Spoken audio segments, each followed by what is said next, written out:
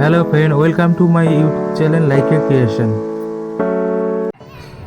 তো বন্ধুরা, যেহেতু মার্চ মাস পড়ে গেছে, মার্চ মাস মানে হলো বসন্তকাল, আর বসন্তকাল মানে শান্তিনিকেতন। তাই এই ভিডিওতে দেখাতে যাচ্ছি বোলপুর ও শান্তিনিকেতনের কিছু ঐতিহাসিক ঘোরার মতো জায়গা। তো বন্ধুরা, ভিডিওটা স্কিপ না করে শেষ পর্যন্ত দেখো, আশা করছি ভালো লাগবে। আর ভালো লাগলে চ্যানেলটা সাবস্ক্রাইব করে দিতে ভুলবেন না কিন্তু।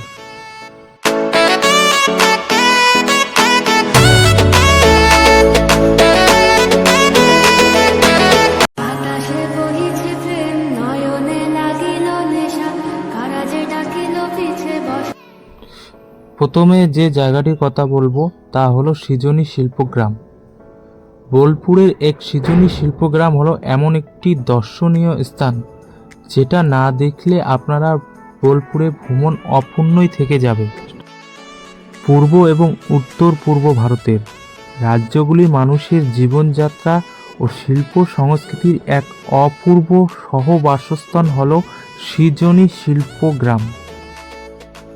এখানে পশ্চিমবঙ্গ, সিকিম, বিহার, ঝাড়খণ্ড, উড়িষ্যা এবং উত্তর পূর্ব ভারতের রাজ্যগুলির মানুষের জীবনধারা খুব সুন্দরভাবে তুলে ধরা আছে। এছাড়াও এই সৃজনী শিল্পগ্রামে দেখতে পাবেন আন্দামান ও নিকোবর দ্বীপপুঞ্জের মানুষের জীবনগাথা।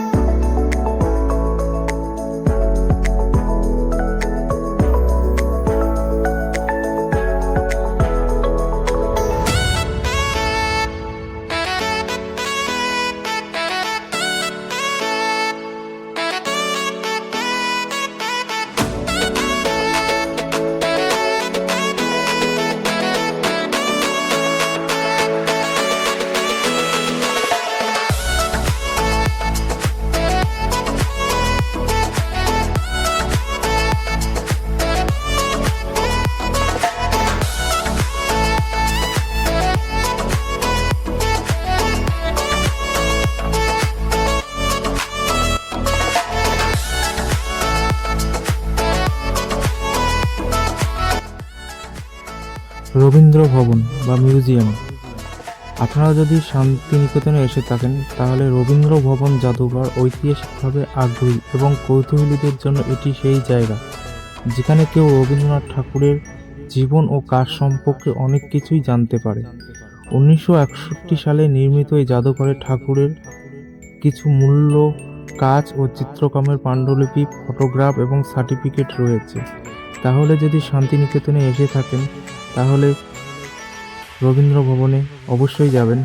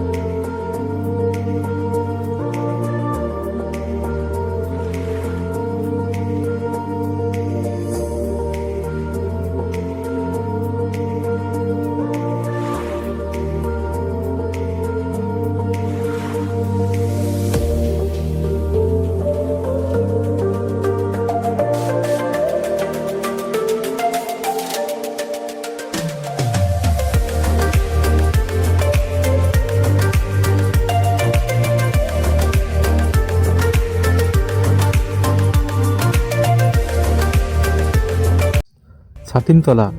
ছাতিমতলা হল ভারতের পশ্চিমবঙ্গের শান্তিনিকেতনের একটি গুরুত্বপূর্ণ স্থান, যা তার ঐতিহাসিক ও সাংস্কৃতিক গুরুত্বের জন্য বিখ্যাত।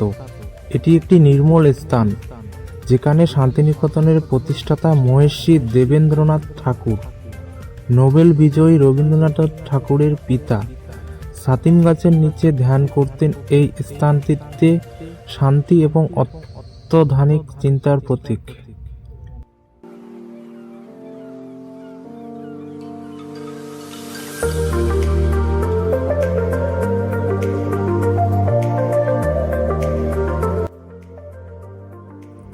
পর্যটকরা ছাতিমতলায় ভ্রমণে আসেন মহর্ষি দেবেন্দ্রনাথ ঠাকুরের ধ্যানস্থলের প্রশান্তি অনুভব করার জন্য।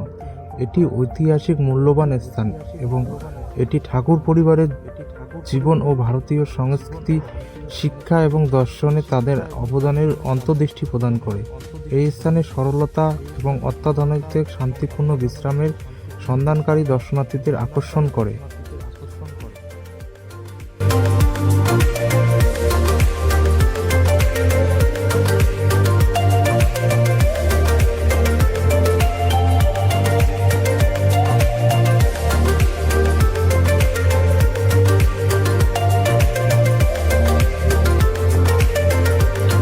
খোয়াই মেলা বা সোনাঝুরি হাট পশ্চিমবঙ্গ বীরভূম জেলার শান্তিনিকেতনে স্থানীয় কারিগরদের দ্বারা প্রতিষ্ঠিত।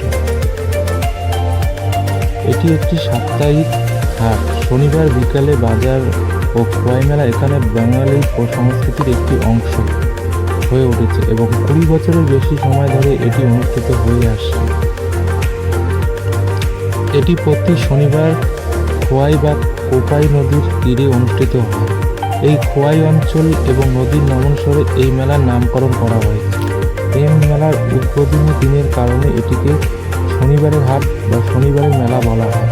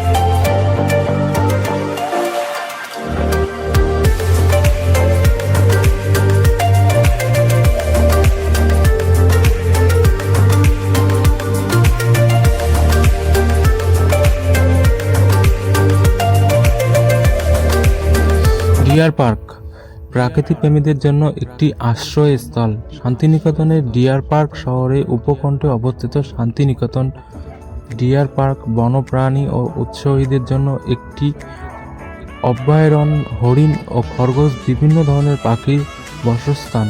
এটি শহরের জীবনের তাড়াহুড়ো থেকে একটি প্রশান্ত অবসরের প্রস্তাব দেয়। আপনারা যদি শান্তিনিকেতনে যান তাহলে ডিয়ার পার্কে ঘুরে আসতে পারেন।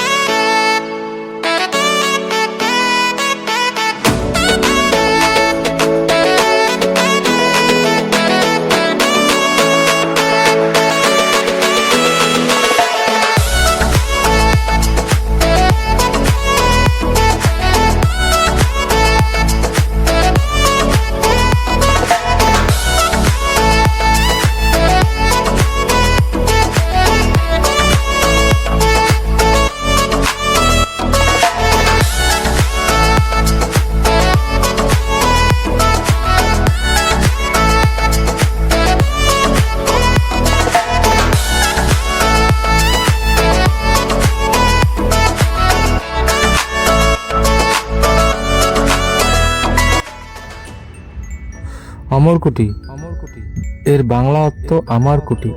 শান্তিনিকেতন থেকে 15 কিলোমিটার দূরে কোপাই নদীর তীরে অবস্থিত। শান্তিনিকেতনের অমরকুটি শিল্প ও কারুশিল্পের প্রচারের জন্য বিখ্যাত। এটি একটি সমবায় সমিতি। এর বিশেষত্ব হলো শোলা, বাটিক ও চামড়া, কলা, তাঁত শিল্প, সুশিল্প সহ নানান হাতের কাজ হয় এখানে। স্থানীয়ভাবে তৈরি হস্তশিল্পের উৎপাদন এবং বিক্রয়ের মাধ্যমে টেকসই গ্রামীণ উন্নয়নের প্রচার করে। একসময় স্বাধীনতা আন্দোলনের সাহসী কর্মীদের জন্য আশ্রয়স্থল ছিল।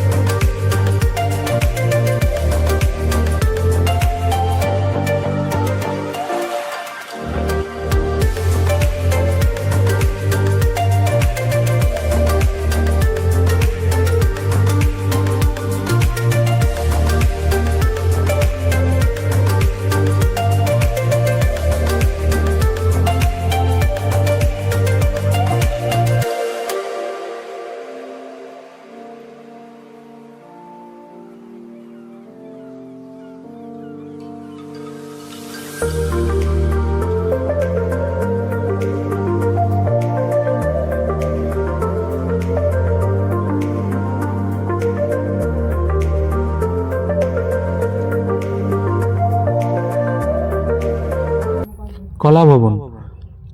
আপনারা যদি শান্তিনিকেতন যান তাহলে কলা ভবনে যেতে ভুলবেন না।